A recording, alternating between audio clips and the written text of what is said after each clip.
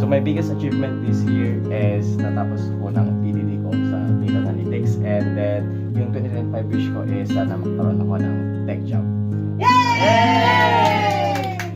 So my biggest achievement for 2025 is I let go of someone that was no longer good for me and created space for someone better. And my wish, permanent tick.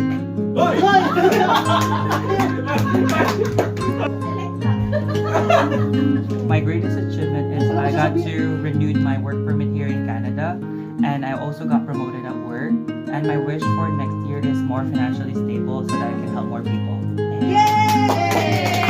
Hi, my greatest achievement this 2025 is I help my family financially, and my wish this coming 2026 is to become permanent resident.